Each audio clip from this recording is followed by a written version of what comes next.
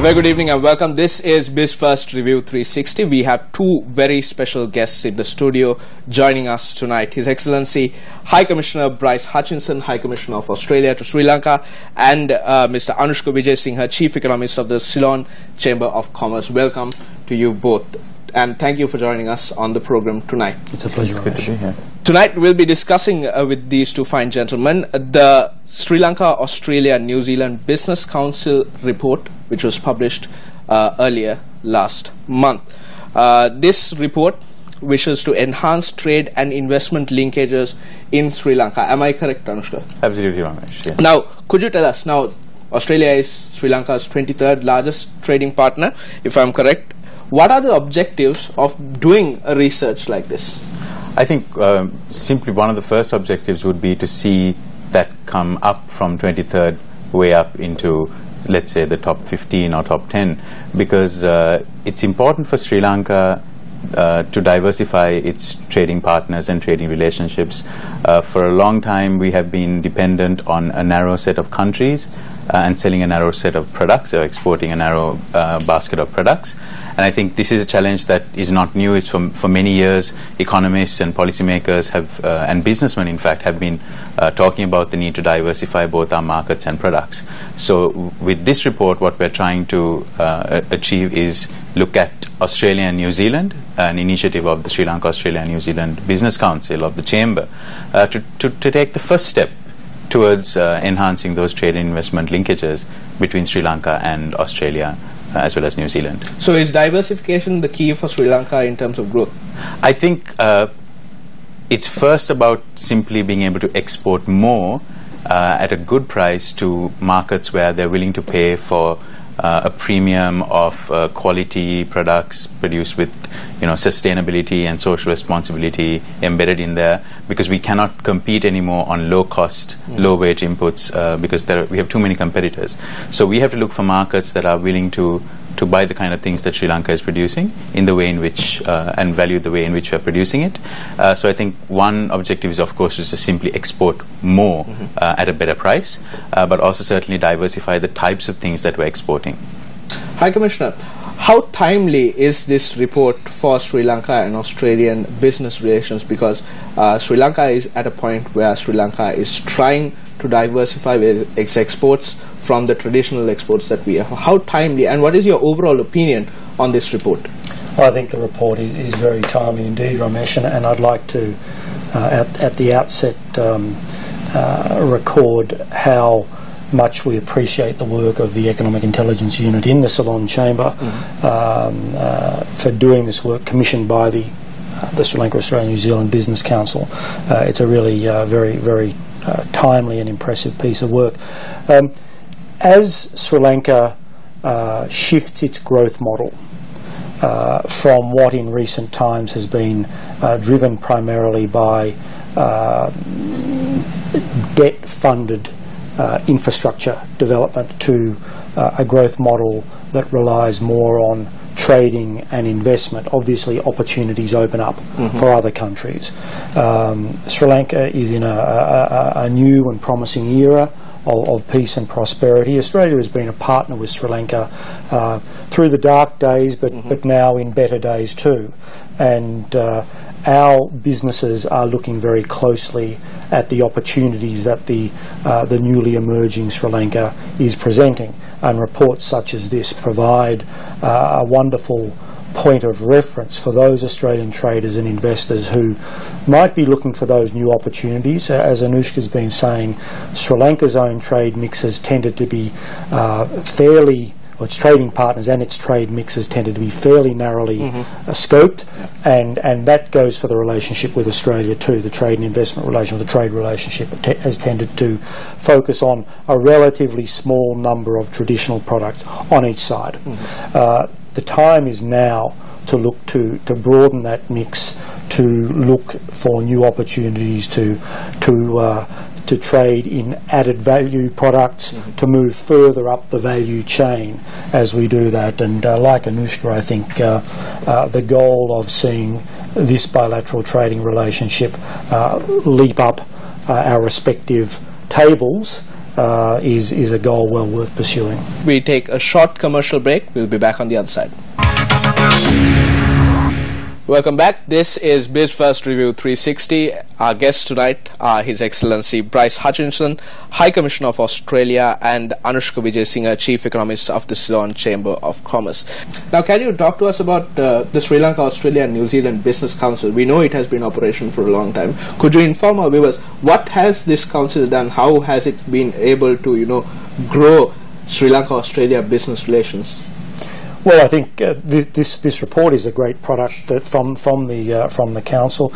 It's made up of committed Sri Lankans and Australians of Sri Lankan background who are committed to making a difference between the two countries. It's one of the livelier business councils under the broader umbrella of the Ceylon Chamber. I meet with them regularly. They have regular initiatives, networking events. They are very keen to draw connections and build on networks between incoming prospective Australian businesses and networks with potential partners in Australia, and likewise where they can at the Australian end too. So they do the sorts of things that you would expect an energetic, well-focused business council to do. And we hope that this business council will continue to improve and help our relations in terms of business with Australia. Let me turn to Anushka for a second. Anushka, in terms of this report, we spoke about diversifying our exports. What are the key exports, in your opinion, and of the report, to export to Australia and catch a wider market in Australia as well as the New Zealand region? So I think there are two parts to this. One is within the existing broad categories that Sri Lanka already exports to New Zealand, to Australia and indeed to New Zealand, to do more but at a higher value, to go into some of the niche areas which capture a better price, a better margin. To that end, our report does show and does find that there is a huge amount of potential even in existing area categories like apparels to go into in the same broad category but into higher value and niche areas. In addition to that, other growing areas of exports that we found using various tools, Reveiw comparative advantage, trade potential and so on. A lot of different analytical tools were used, and in that we find new categories like food preparations, coconut oil, footwear, the cloth uppers for footwear. So certainly a different category, but also within existing categories to do more and to do better. It's the same with New Zealand. In fact, a lot of potential. We see a lot of potential in areas like desiccated coconut, in cold pressed coconut oil, in food preparations like tea flavors, cinnamon flavors, flavor extracts, herbal extracts for nutraceuticals and pharmaceutical markets. So in a way, these are not alien sectors for Sri Lanka. We are already doing it in some other markets. It's now about realizing there are New Zealand and Australian buyers who we could be selling these to, who we are not currently at all or not currently doing much exports to. Now, Sri Lanka aims to be a major economic hub in the Indian Ocean. That is the eventual aim of the government and the successive previous governments as well. So if we do manage to achieve that status, how important would it be to countries like Australia and New Zealand in terms of trading partners? It's a very laudable goal, and Australia certainly wishes Sri Lanka all the success in achieving that. It would be a very positive thing for Australia, and I can't really speak for New Zealand, but I dare say for New Zealand too. Australia and Sri Lanka are both maritime trading nations. We are both Indian Ocean nations, and I think it's not unreasonable to say that unlike the Pacific or the Atlantic, the Indian Ocean in recent times has been characterised by a relative paucity of connectivity and relatively low levels of economic integration among Indian Ocean economies. Sri Lanka as an additional hub in the centre of the Indian Ocean would help to rectify some of those shortcomings in regional connectivity. It would I think be very beneficial for Sri Lanka itself in becoming a more stable and prosperous country. There would be greater economic opportunity within Sri Lanka for Sri Lankans, and perhaps therefore less cause for Sri Lankans to seek by legal or illegal means to find opportunity elsewhere. And in a much more direct sense too, Sri Lanka as a regional economic hub would provide obvious additional trade and investment opportunities for countries such as Australia and other countries with which Sri Lanka was partnering. We can't forget also that as a hub, what that means is it's a hub as part of a region, and the particular region or the sub-region that Sri Lanka occupies has it immediately proximate to some very, very large markets in nearby countries.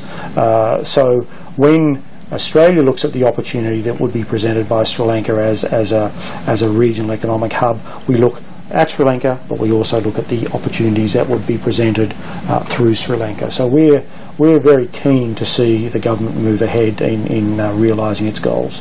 Would you like to jump in, Anushka? Yeah, Ramesh, I think the High Commissioner's point is extremely valid, because we shouldn't see this what's contained in this report and the messages, which is about expanding trade relations between Sri Lanka and Australia and Sri Lanka, New Zealand, in isolation. I think we have to see it as a broader reorientation of Sri Lanka's trade policy. For instance, the forthcoming FTAs with Singapore, with India, with China, position Sri Lanka as a really interesting launchpad for folks who want to tap into a South Asian market. We already have an FTA with Pakistan.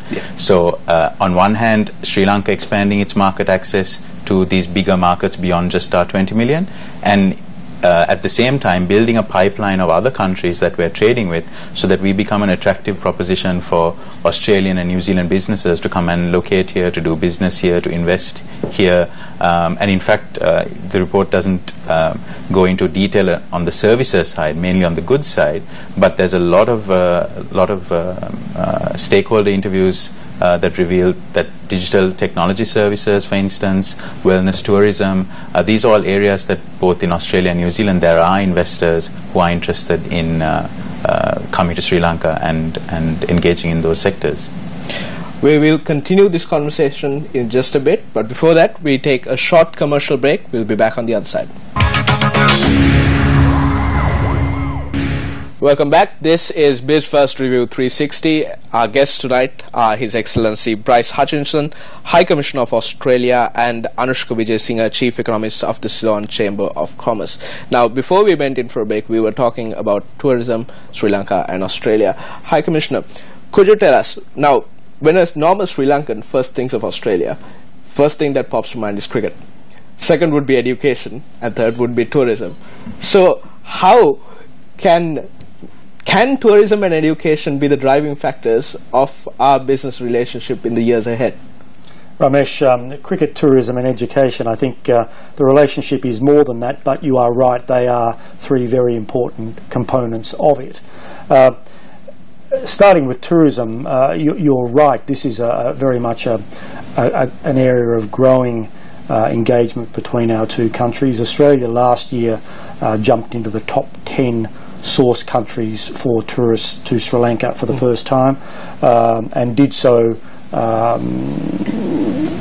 being the second fastest growing country behind only China. I think we grew at about 17% of Australians coming into Sri Lanka. China grew at about 24%, I think. So last year we saw something in the order of 75,000 Australian tourists here, a rather smaller number of Sri Lankan tourists going the other way to Australia, but that will grow too, and it will grow particularly on both ways with the proposed resumption in October of this year of direct flights between Colombo and Melbourne, run by Sri Lankan Airlines. So I think that will benefit the tourism trade. It will also be of benefit to students and their families wanting to travel back and forth, and it will be of benefit to business as well. Just briefly on education, which for Australia is the single greatest export earner as part of our trade mix with Sri Lanka. At any given time, there's about 7,500 Sri Lankan undergraduate students studying in Australia. This makes Australia one of, if not the most sought-after destination abroad for young Sri Lankans wishing to study away from Sri Lanka. There's more than 20 Australian universities that have some sort of a presence or partnership or arrangements here in Sri Lanka, and the number of students and the number of Australian universities partnering with Sri Lankan universities is growing really very, very quickly, and I expect that this will continue to be right at the heart of the relationship, the economic relationship and the broader, as we say, people-to-people relationship. Anushka, just a question about the wellness tourism that you mentioned a bit before the break. Could you elaborate on the future course of action that you said the government hopes to? So, wellness tourism came out as one of the... So just to go step back a minute, we had in this report a component that looked at the data and a component that looked at what our investors telling us and what our business people telling us. This wellness tourism, tropical wellness and so on, tropical medicine came up out of the latter. So clearly there are investors, businessmen interested in this area. It's not an area that the government or the private sector has really focused on as a specific sector within tourism, but now there is a school of thought that we need to, given Sri Lanka's natural advantages in tropical medicine, in Ayurveda and so on, and globally a big demand for wellness products, nutraceuticals, healthier foods and so on. So this has been identified in a new initiative by the government together with the International Trade Center and the private sector, and we're all getting together to formulate a national export strategy. Among the many pillars, many new sectors that they're looking at, wellness tourism is one of them. So I don't have too much to tell you right now, but in a couple of weeks we will know where this is headed and what kind of the actions can be taken to promote wellness tourism globally. Now all this comes under the initiative to diversify Sri Lankan exports. Actually, I think it comes from the initiative to increase Sri Lankan exports, which have been performing fairly poorly over the last few years, and within that to diversify into new areas and earn more export revenue. Ambassador, High Commissioner, how do you see the expansion of exports from Sri Lanka impacting Australian markets? Will we be actually able to achieve this growth that we want through the Australian markets? Well, it's a bit difficult for me to answer that question. Perhaps that's a question that Anushka might like to tackle, but I'm aware that the Sri Lankan government is now much more focused on setting the conditions for export-driven growth. I know that Foreign Minister Karunanayaka wants to see Sri Lanka's diplomatic network engaged much more proactively in what he and indeed my own Foreign Minister describe as economic diplomacy. In other words, government identifying opportunities and helping business to walk through those doors to do business, to trade, to invest. And there is a very energetic Sri Lankan official presence in Australia, and I know that among their priorities are to promote and help Sri Lankan business promote what Sri Lanka is trying to sell, what Sri Lanka has on offer. It's a tough market. All the markets are tough.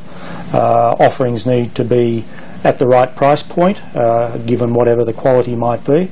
But Sri Lanka does have a lot to offer, so I would expect that over time to come, not only the volume but also the range and quality of the offerings, the export offerings that Sri Lanka provides in Australia will grow.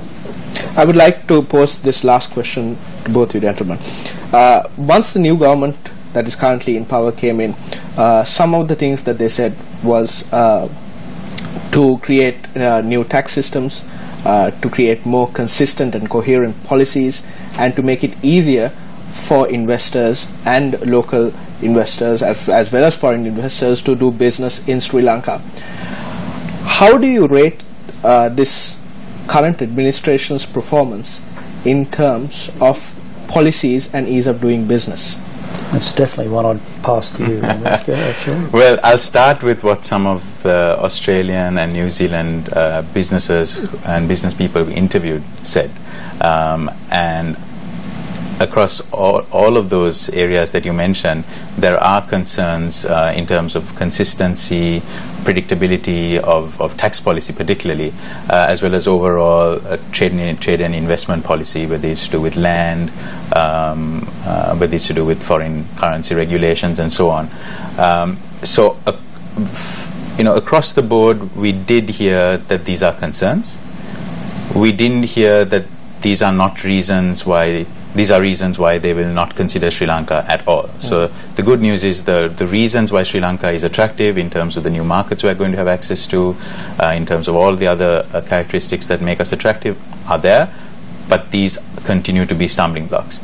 The other piece of good news probably is that we are seeing quite a few initiatives now underway to reverse some of these. So we are having a new inland revenue bill that will give some consistency and predictability. Hopefully it will set the course for the next 2 to 3 years and we won't see changes in between. That's important for any investor, including Australian and New Zealand ones. We're seeing new reforms to the foreign currency regulations.